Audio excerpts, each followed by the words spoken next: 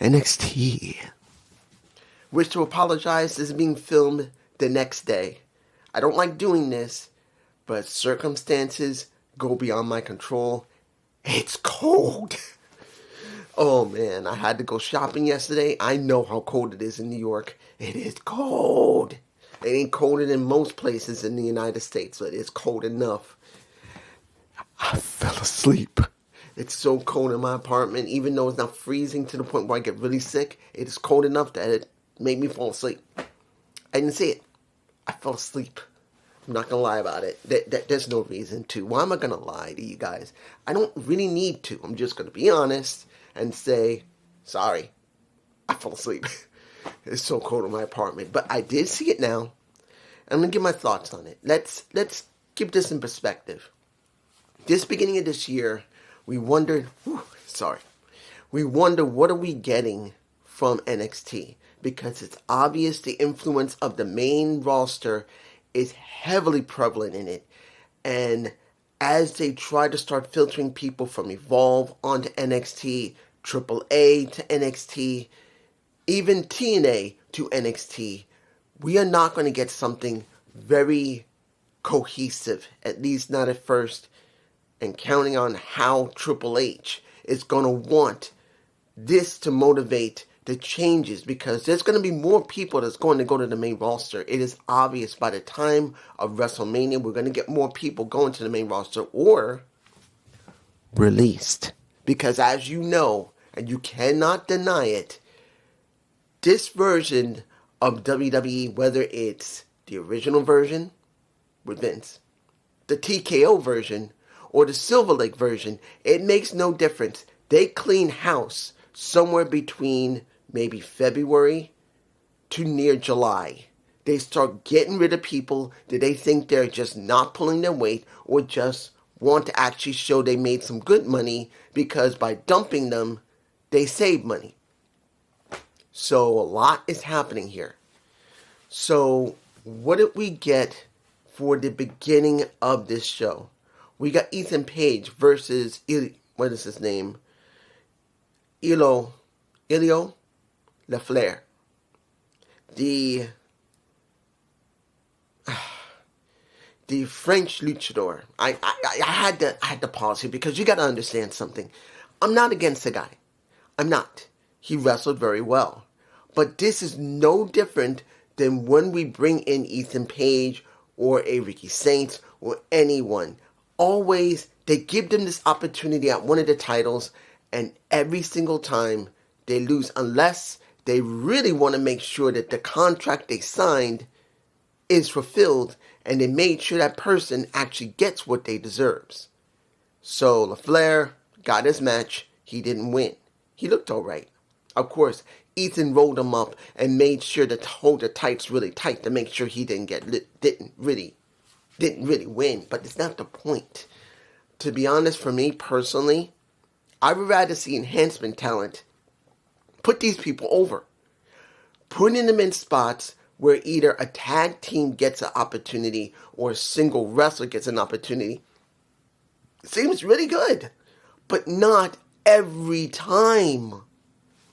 You can't tell me you're getting sick of this.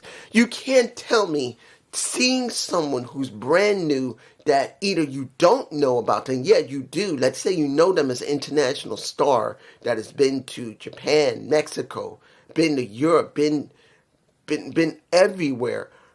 But you think, knowing the way the WWE is, where they just fast track them, but then when they fast track them, you get nothing. Look at Julia. Look at Stephanie McKeer.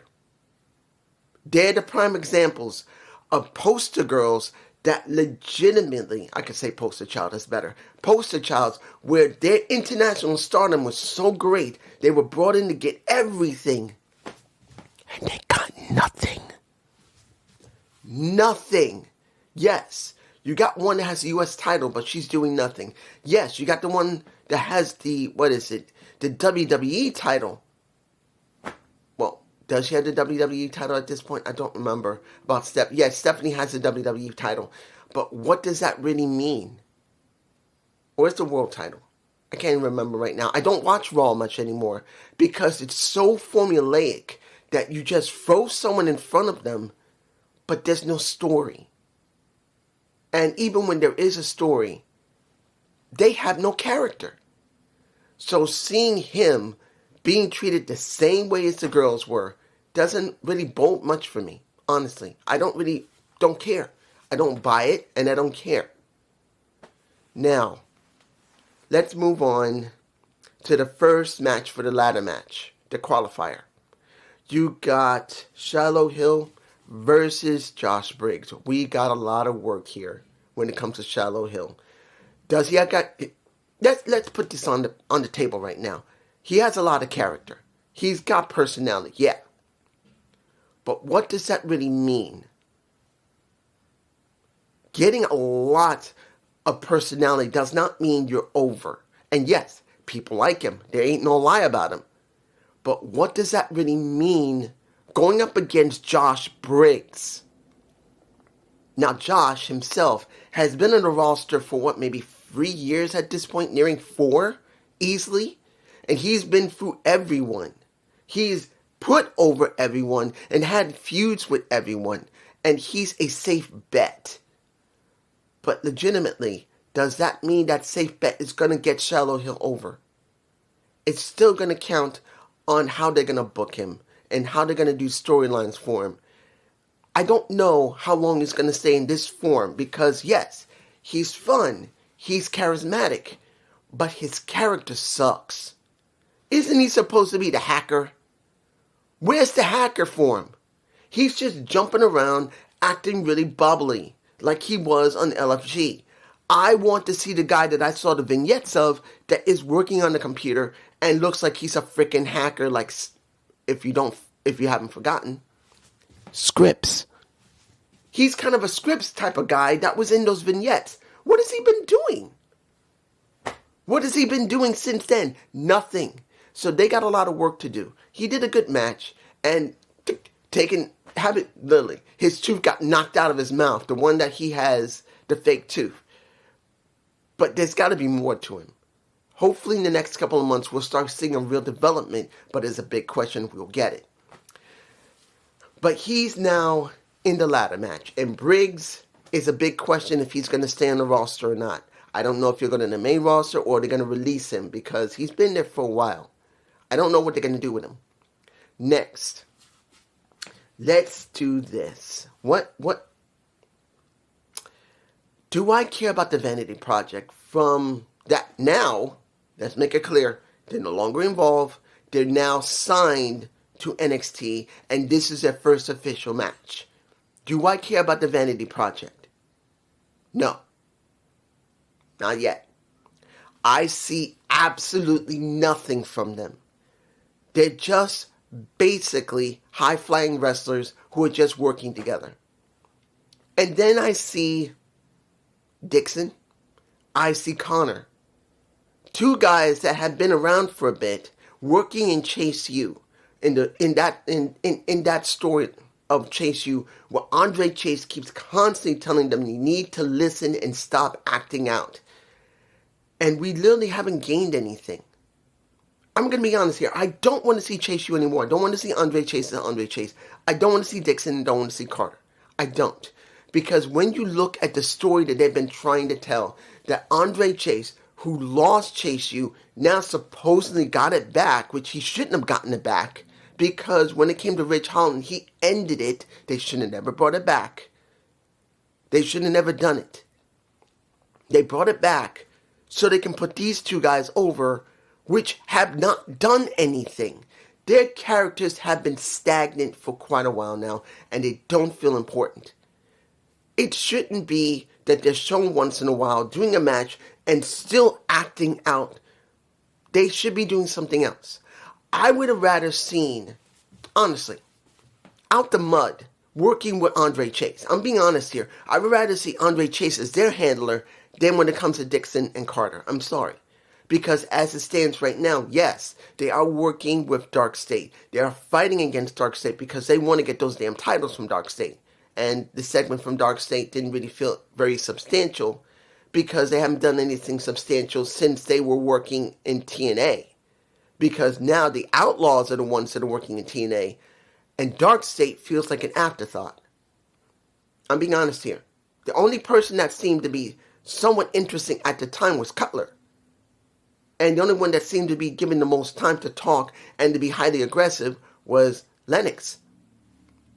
That's it. But now they all feel like they're nothing.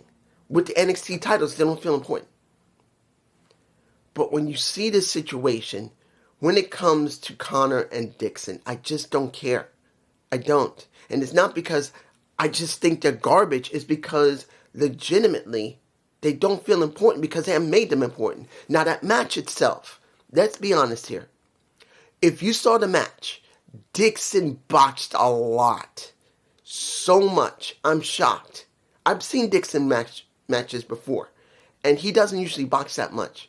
But due to the fact probably that the guys involved are not used to working with him, and he's not used to working with them, there were multiple botches from Dixon.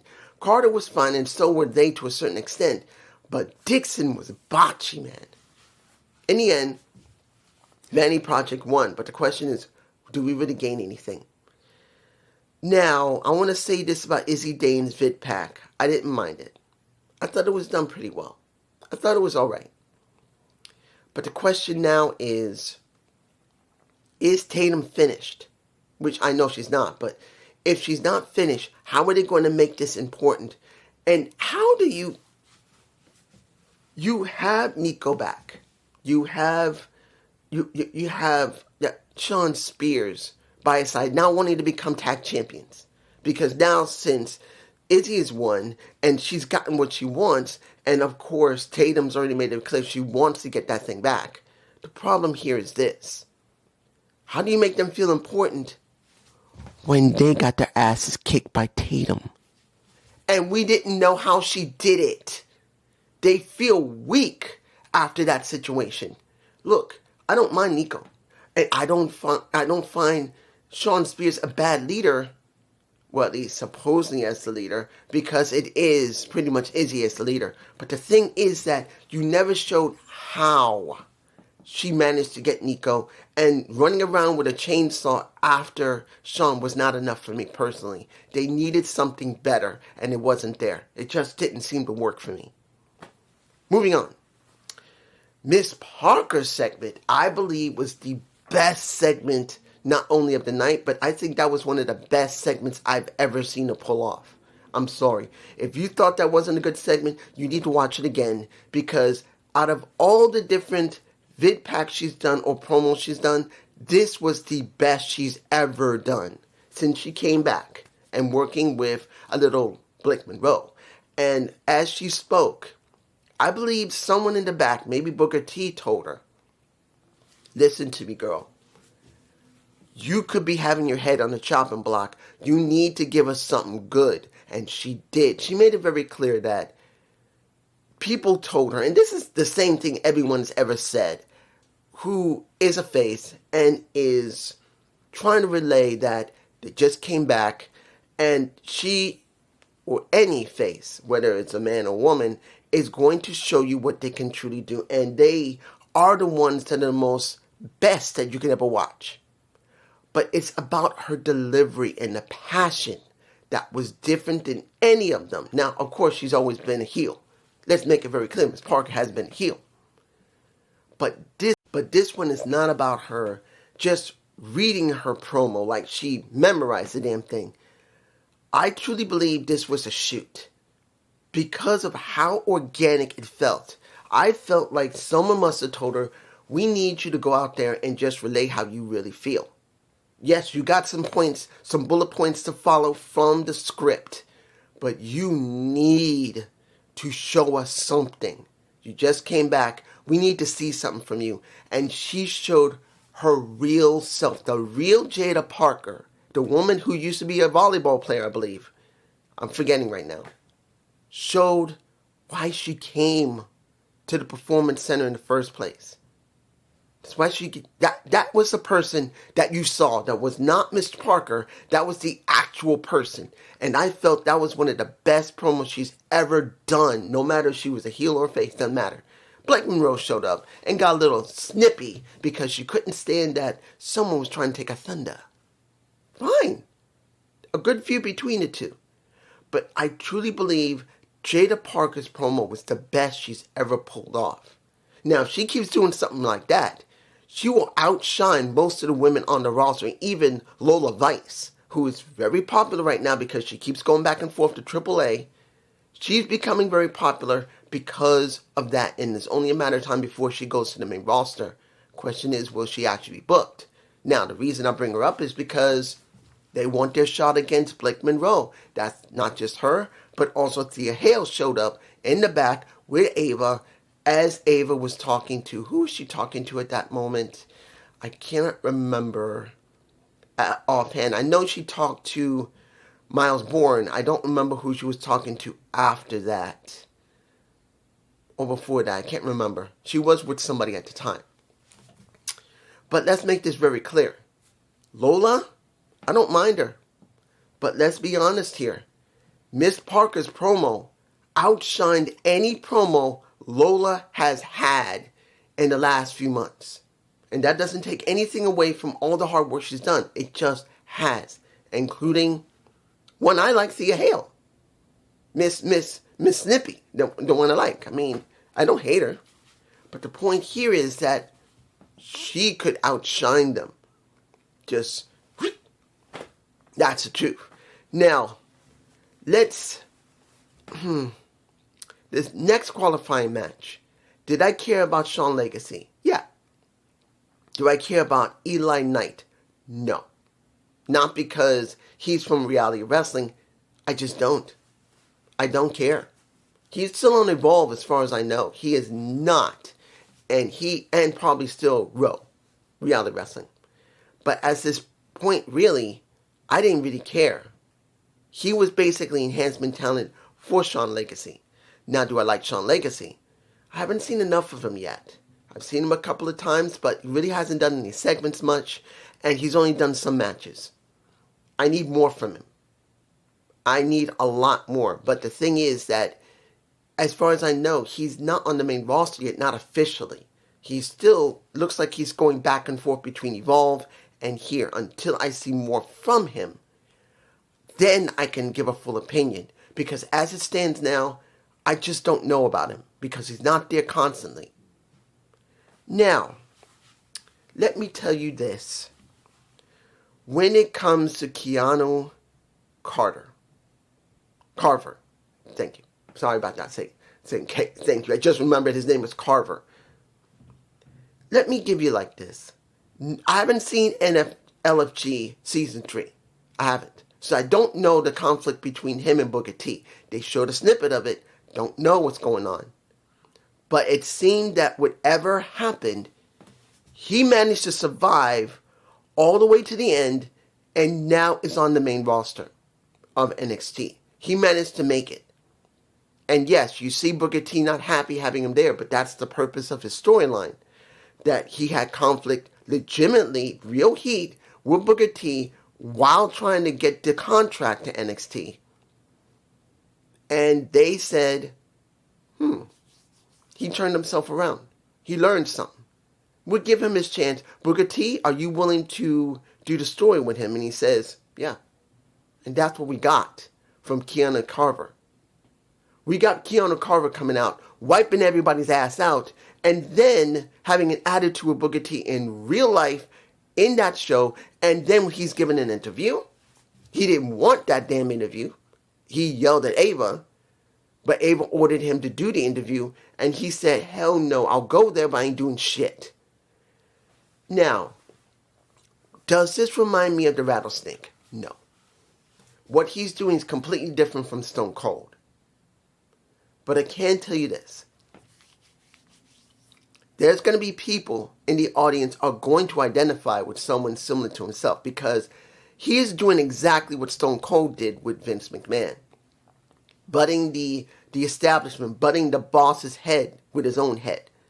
He's just doing it in his own way, in a more modern way, which I don't know if it's going to get over well. And it's not going to he's going to stick something up Ava's ass like Stone Cold did with Vince McMahon. He's not going to do it. He's just going to butt heads with her until sooner or later something's going to give. And either someone's going to put him in his place or he's going to put everyone else in his place and become the next champ. That's the deal. I don't know if it's going to work or not, but it looks like that might be where they're going with it. And finally,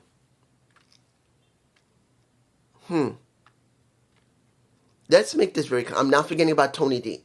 I know I skipped over the second qualifier. I'm not forgetting Tony D. I want to talk about that last. But the final match, the triple threat for the number one contendership to go to TNA and go after the TNA World Heavyweight Tag Team Championships. You got Saruka, Zarya, Fatal Influence, and the Ren No Quota Catch Crew. Let's make this very clear. This was not about any one of them except Saruka. This is what this is about. Saruka is now the focus. Finally, the focus. I've said this so long ago. That out of the 3 women who appeared over a year ago, nearing a year and a half, going almost into 2, Saruka, Stephanie Vakir, and Julia. Saruka is the only one who is given a real storyline, given character, because she worked with Saruka. I think I said Saruka instead of Zarya. Sorry about that. But I'm actually hungry. Sorry about the noise. Let me give you like this. Zarya, Saruka have been a couple for a long time. They built up a story and a relationship. They let stretch over a year to a year and a half easily. More than a year. And now it's coming to a head between Zarya and Saruka. Unlike what happened with Stephanie Vakir, that was just given titles and given matches, and Julia for that matter, Saruka has always been Zarya's character development. She's always worked with her. She's always been by her side. And that has been how she's grown. And now they're reaching a point where they're showing conflict between the two. They've teased it before, but maybe now this might be it. That if this is going to be at a TNA Plus show, which I'm hoping it will be, because this will be something special for Saruka, Zarya, and currently the current champions. And I truly believe this will really work very, very well. But the question is going to be, will we get that in TNA? Or are they going to just do this on regular Impact TV? Because let's make this very clear. This is something that will help NXT. It will. It will help NXT to see that Zarya and Saruka do start their conflict if they don't win. Now, do I believe that's going to happen? I don't know. But it would be a good thing if it did. Finally, let's talk about that little bit I skipped over when it came to the second qualifier match for the ladder match in a few weeks. Seeing Tony D come out after Shawn Legacy whooped that ass and then whooped Eli Knight's ass very handily. He made him turn inside out, and then he nailed Shawn Legacy once again. And of course, yes, we did get Josh Briggs, and we did get a very, very, very wiped out Elmo LaFleur as well. He did that to both of them. Ava got sick of it and had his ass locked up. They are pushing heavily for Tony D to be like a Punisher. Not just being a vigilante, to be the damn Punisher that he don't freaking care. He's going to get everyone because he was heavily wronged. He wants to get revenge on everyone. And he's going to get his own level of vengeance. I am very curious of how far they're going to go with Tony D. He doesn't talk. He's just silent, which is actually a good thing. Not that he can't talk, but it shows they're putting a great emphasis on making him so important that if he becomes a chance, because they're going to do the chance, where he's going to go eat it after the North American title, which would be all right. But I think he will go after the world title. They will show him truly being the most deadliest person on that roster. I'm curious about this. And I hope you enjoy this very late video. Please give me a comment below. I will be making another video after this, but it will not be a Gump Goodness video. It will be another video. Hopefully, it is still cold in this apartment. Hopefully I won't have a problem and I won't miss Dynamite because it's so cold at night in my apartment. That's the reason why I fell out. Peace.